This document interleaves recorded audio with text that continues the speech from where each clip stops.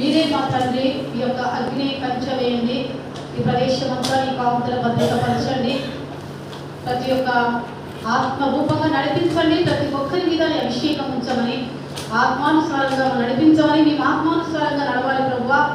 శరీరానుసారమైన మనసు మరణము, ఆత్మానుసారమైన మనసు జీవం కనుక ఆత్మకు సంబంధించిన వర్తమానము మా ఉదయంలో స్వరింప చేయమని ఇప్పుడు వృద్ధా దినమందు ఏసయ్యా మీ పాద దాసులని అడిగి ప్రార్థించి వేడుకుంటున్నాం తండ్రి. ఆమేన్. ప్రభు నామాన్ని బట్టి స్తోత్రములు. అందరికీ వందనాలమ్మా. అందరూ బాగున్నారా? బ్రదర్స్ సిస్టర్స్ అంతా బాగున్నారా? అందరూ బాగుండాలి, మనలో యేసు నిలవాలి, యేసుతో మనం ఉండాలి. ఎందుకంటే లోక స్నేహం అనేది కొద్ది వరకే, కానీ దేవుడితో స్నేహము తరతరములు ఉండేది. కాబట్టి భక్తులు ఒక్కొక్కరు ఒక్కో రకంగా మరి ప్రభుని ప్రవచించారు. పాత నిబంధనలో కానీ కొత్త నిబంధనలోకి వచ్చాక మరి ఒక్కొక్కరికి ఒక్కో రకంగా ప్రవచనాలను చెప్పారు. ప్రవచించిన వారిలో మీకా గారు ప్రభు గురించి ప్రవచించిన చిన్న ప్రవక్తగా చెప్పుకోవచ్చు. తర్వాత యెషయా గారు పెద్ద ప్రవక్త. ఇద్దరు ప్రవక్తలు కూడా మరి ప్రభు గురించి ప్రవచించారు ముందుగా. మరి యెషయా భక్తుడైతే 700 సంవత్సరాల కాలం జరిగే ముందుగానే ప్రవచించారు. అంటే 700 సంవత్సరాల ముందుగానే రాసి ముగించాడు. అంటే చూడండి, అంటే దేవుడితో ఆయనకు ఉన్నటువంటి బలమైన సంబంధం అలాంటిది. మరి మనం కూడా అంతే. ఈ వారంలో దైవజనుడు ఇచ్చిన వర్తమానము మన హృదయంలో ఫలించాలి. వారం నుంచి వారం దాకా ఆ వాక్యాన్ని మన హృదయంలో నెమర వేసుకోవాలి. వాక్యం అనేది మన ఆత్మీయ ఆహారం. శరీరానికి ప్రతి సండే కాగానే స్పెషల్గా ఏదో ఒకరిని తెచ్చుకుంటాం, చికెనో మటనో కావాలని, ఫిష్ కావాలని. ఎందుకని? వారమంతా మనము కష్టపడతాం కాబట్టి మళ్ళీ వారం దాకా కూడా మనం శారీరకంగా ఆరోగ్యంగా ఉండాలి అనుకుంటాం, మంచిదే. కానీ మన ఆత్మీయతలో కూడా దైవజనుడు ఇచ్చిన వర్తమానము తీసివేయడం తప్పదు. ఎందుకంటే కొట్టివేయకూడదు. వాక్యం అనేది మన హృదయంలో ఫలించాలంటే మన ఇంటికి వెళ్ళిన తర్వాత కూడా ఆ వాక్యాన్ని మరలా గుర్తుంచుకొని ప్రార్థన చేస్తూ ఉండాలి. వాక్యం రాసుకుంటూ ఇంటికి వెళ్ళగానే మళ్ళీ తిరిగి ఆ దైవజనుడు ఏం చెప్పారు, పాస్టర్ గారు ఏం చెప్పారు, పాస్టర్ గారు ఏం చెప్పారని తిరిగి కనీసం మంగళవారం శుక్రవారం అయినా సరే వారానికి 2 రోజులైనా ఆ వాక్యాన్ని మళ్ళీ మనం హృదయంలో ధ్యానం చేసుకుంటున్నప్పుడు మన ఆత్మీయ స్థితితో పాటు మనకున్న అనారోగ్య బలహీనతలను కూడా దేవుడు విడిపించగలరు. హల్లెలూయా. అందరు మంచిగా వింటున్నారా? అందరూ బాగా వింటున్నారు సిస్టర్స్. కాబట్టి మన ఆత్మీయ స్థితిని, అనారోగ్య బలహీనతలని, ఆత్మీయతను కూడా తీసేయగలరు. ఎందుకంటే ఆత్మతో పాటు శరీరం కూడా సృష్టించింది. శరీరం ఏంటంటే మట్టి చేయదు. ఆత్మ ఎప్పటికీ జీవం కలిగింది, దానికి మరణం అనేది లేదు. కాబట్టి మరి ఒక్కొక్క భక్తుడు ఒక్కొక్కలాగాను ప్రవచించాడు. కాబట్టి ఈరోజు ఒక్క భక్తుడి గురించి ఒక్క విషయం చెప్తాను. యేసు ప్రభుకి ఉన్నటువంటి సృష్టికర్తకు బలమైన నామాలు 5 నామాలు ఉన్నాయి. 5 నామాలను మనం వివరించుకోలేం, కానీ ఒక్క నామాన్ని జ్ఞాపకం చేసుకుందాం. ఆయన ఆశ్చర్యకరుడు అనేటువంటి విషయాన్ని జ్ఞాపకం చేసుకుందాం. మరి యోబు గ్రంథము 5వ అధ్యాయము 9వ వచనాన్ని జ్ఞాపకం చేసుకుందాం. చదివే వాళ్ళని చదవచ్చండి, దయచేసి నాకు సహకరించండి. 5వ అధ్యాయము 9వ వచనం. ఆయన పరిశోధింపజాలని మహత్కార్యములను లెక్కలేనన్ని అద్భుత క్రియలను చేయువాడు. ఓకే, ప్రభు నామాన్ని బట్టి స్తోత్రం. అందరం హల్లెలూయా చెప్తాం. అసలు హల్లెలూయా, హల్లెలూయా. ప్రభు నామాన్ని బట్టి స్తోత్రములు. ఇక్కడ దేవుని వాక్యం చెప్తుంది, ఆయన పరిశోధింపజాలని మహాకార్యములను లెక్కలేని అద్భుత క్రియలు చేయువాడు. ఆయన ఎలాంటి వాడట? ఆయన పరిశోధింపజాలని. అవును, మనం పరిశోధింపలేము. ఒక శాస్త్రం కూడా పరిశోధన కాదు. శాస్త్రులు, జ్ఞానులు పరిశోధించారు. పారసీక దేశపు జ్ఞానులు ఏం చేశారంటే ఆ రోజుల్లో వాళ్ళకి ఎంతో జ్ఞానం కలిగి చాలా విచారించిన తర్వాత తెలిసింది ఆ నక్షత్రము తేజు నక్షత్రం చాలా వెలుగుతూ ఉంది. అంతేకాదట, ఆ వెలుగుతున్న నక్షత్రము ఉదయకాలంలో వెలుగు కంటే బాగా మరి ఎట్లంటే లైట్స్, ఎన్ని 100 లైట్స్, ట్యూబ్ లైట్స్ వెళ్తే ఎంత మహత్కారమైన కాంతి ఉందో ఆ కాంతిగా వెలుగుతుంది.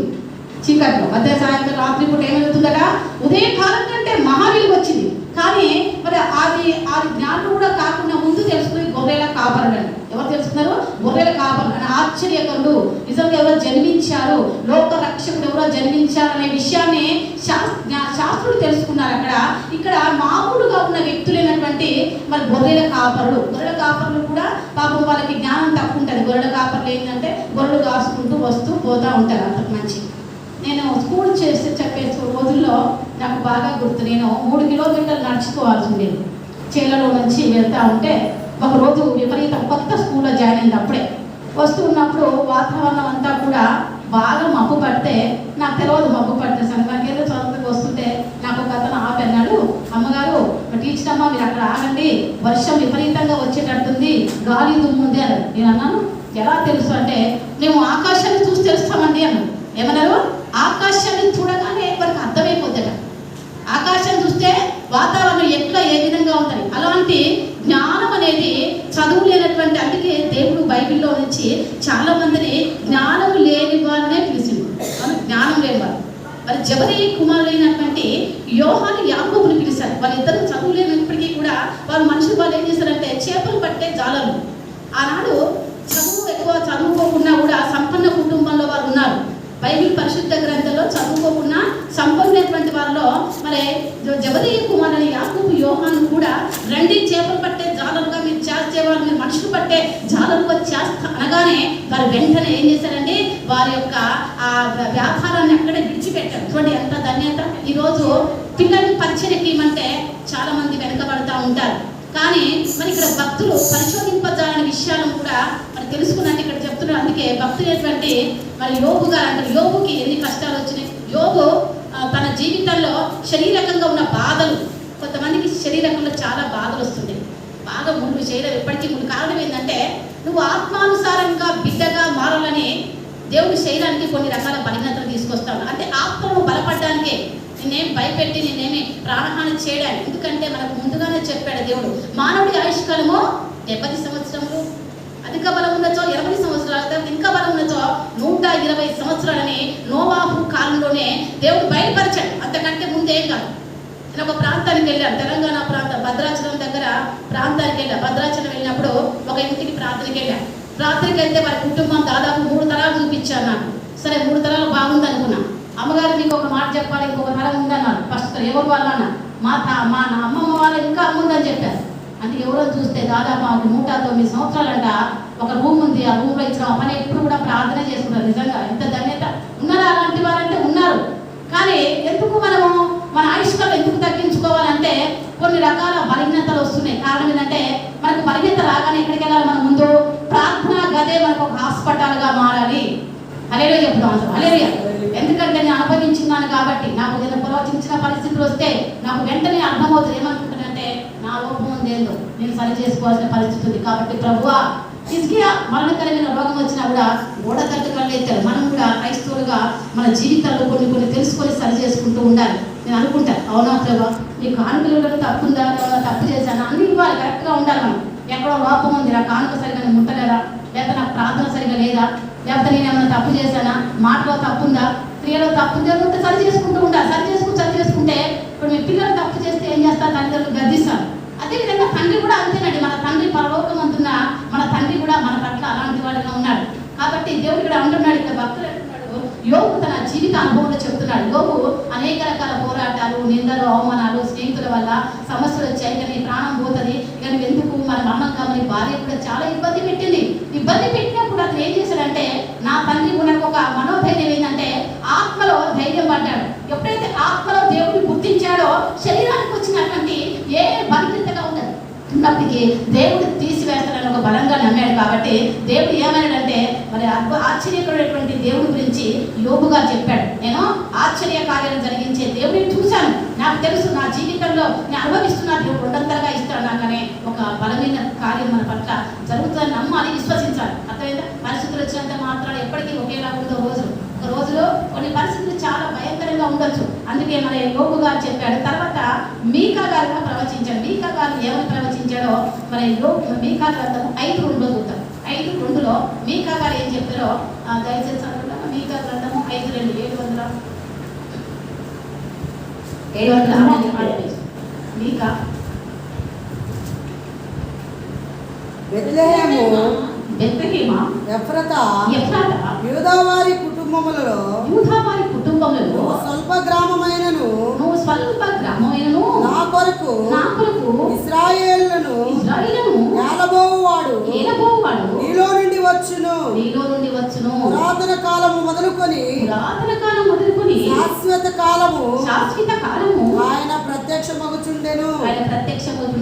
దేవుని నామాన్ని బట్టి మీకా ప్రవక్త ప్రవచిస్తున్నాడు. బెత్లెహేమా, నువ్వు ఎఫ్రాతా అంటే ఇజ్రాయేల్లో ఉన్నటువంటి పేరు. ఎఫ్రాతా అంటే ఇజ్రాయేల్. యూదా వారి కుటుంబములలో నీవు స్వల్ప గ్రామము, చిన్న గ్రామం అయినప్పటికీ.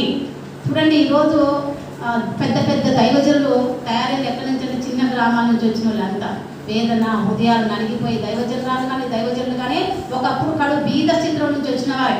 నేను కూడా మాలో చాలా చిన్న గ్రామం నుంచి వచ్చాను. నేను కూడా చిన్న గ్రామే మాది కూడా, కానీ 120 గ్రామాలు పరిచయం చేశాను.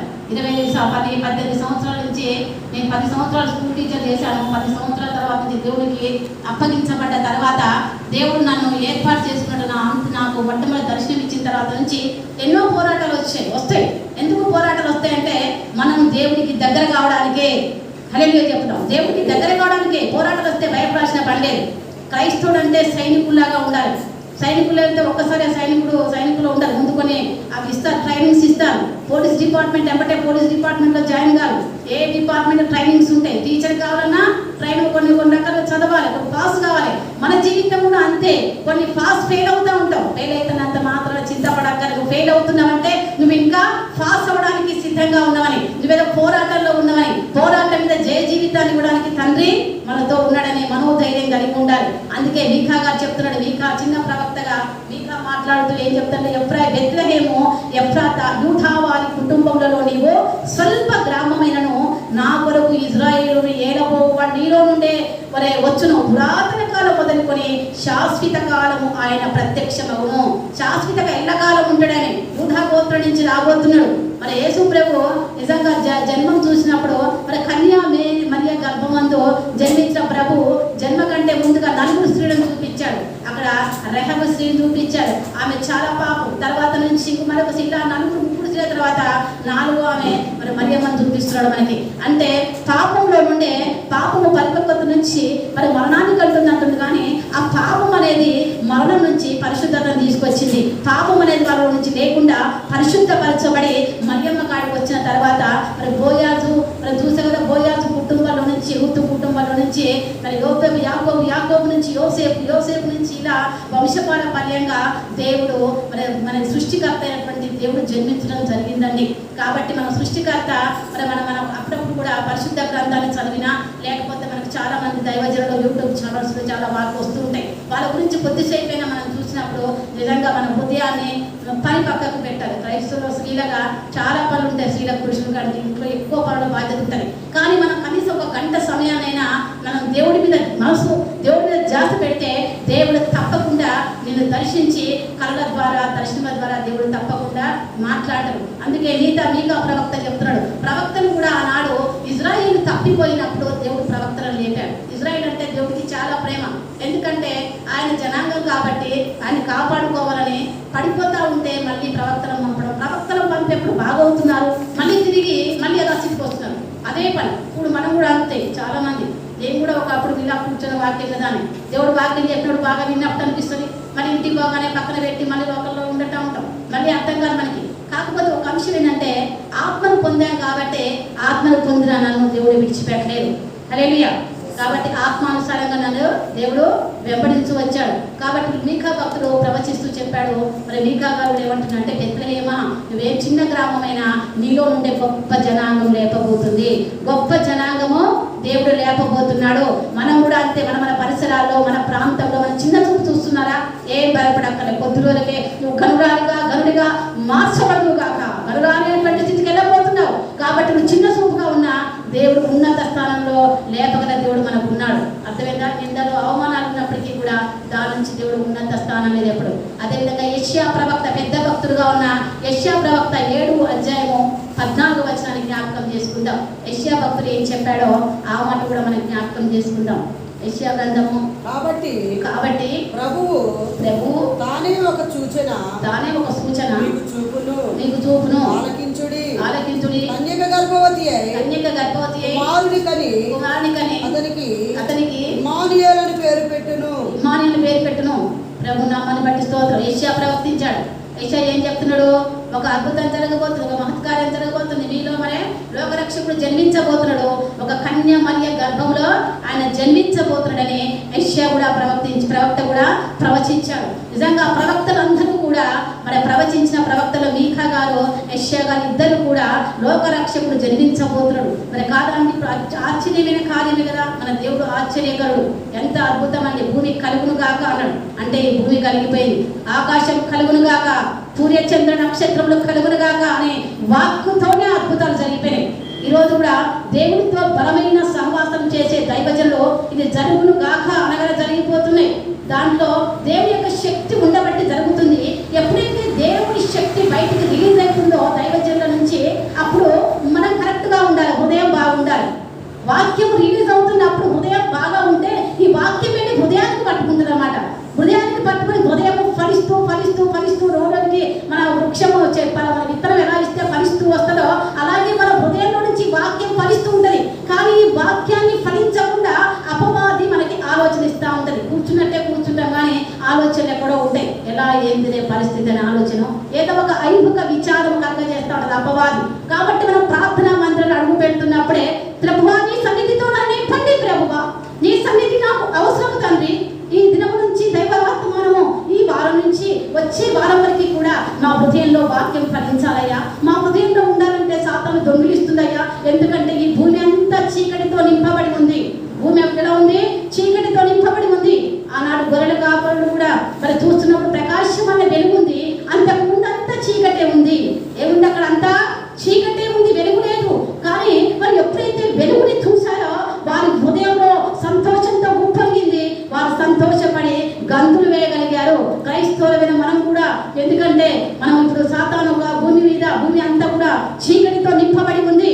చీకటిలో ఉన్న దాన్ని వెలుగు కలుగుగా కానీ దేవుడు వెలుగు చేశాడు, బాగానే ఉంది. కానీ నాకు ఏమైపోయిందంటే, ఎప్పుడైతే ఏదైనా తోటలో ఆదాం అవ్వ మోసం చేసి మరి ఆ యొక్క ప్రాంతం నుంచి బయటికి వచ్చారో ఏదైనా తోట నుంచి, అప్పుడు మళ్ళీ ఏమైపోయింది? మొత్తము చీకటిమయమైపోయింది, వెలుగు లేదు. అప్పుడు చీకటిలోకి చాలా మంది జనాంగము చీకటిలోకి వెళ్ళిపోయాల్సి వచ్చింది.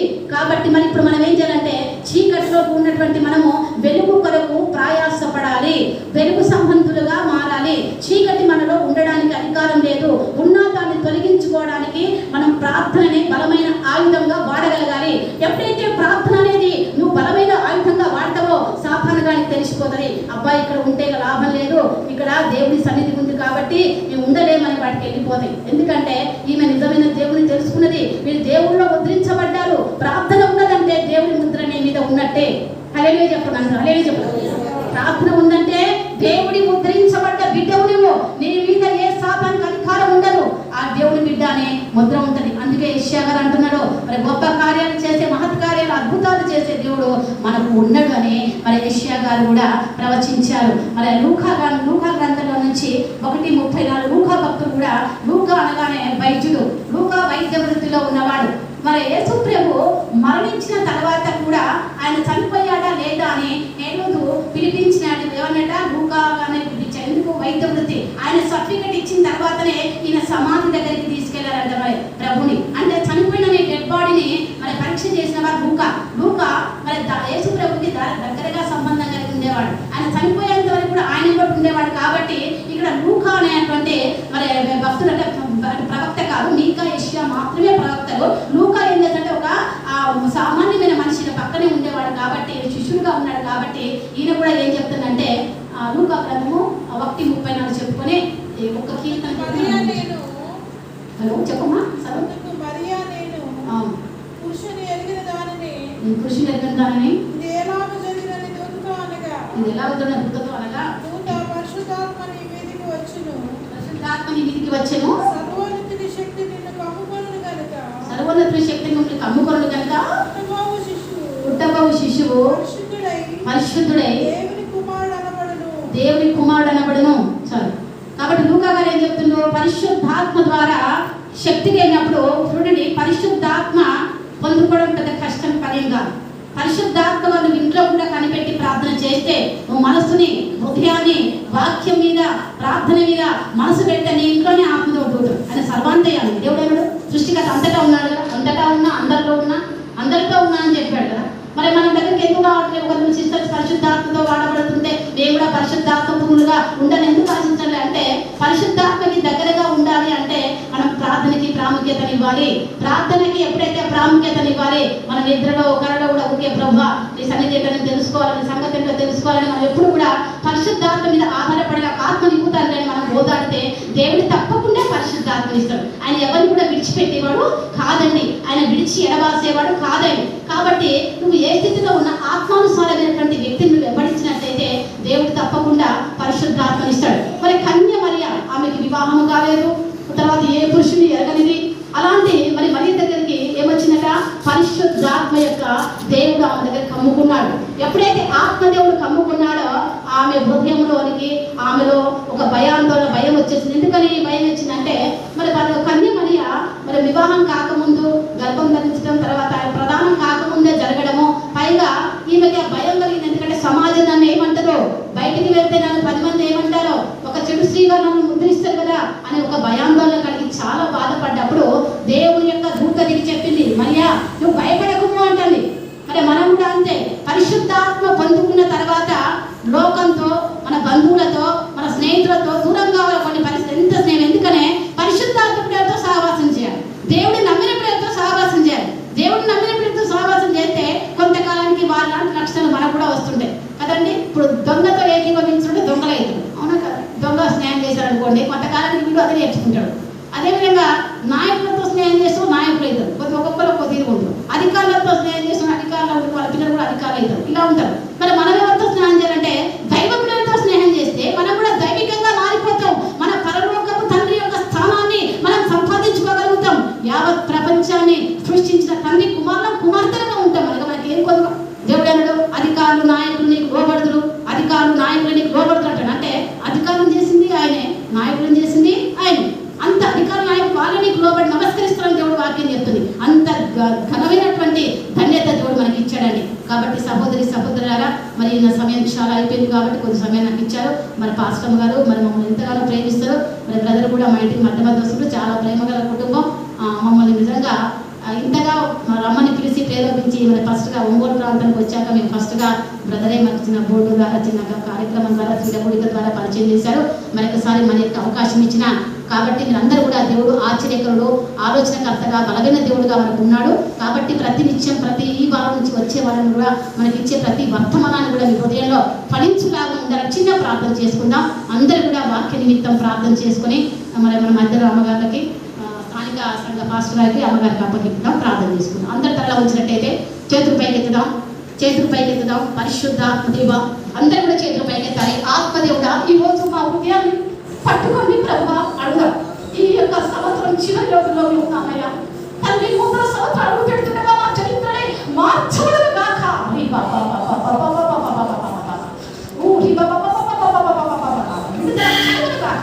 పరిశుద్ధాత్మ శక్తితో నింపబడాలని ప్రార్థన చేస్తున్నాం. క్రిస్మస్ సందర్భంగా ఆత్మని పొందుకునే వారిగా మార్చబడదు గాక, చరిత్రనే మారదు గాక. ప్రభువా భూమి వాళ్ళ ఏ చీకటి ప్రభావాన్ని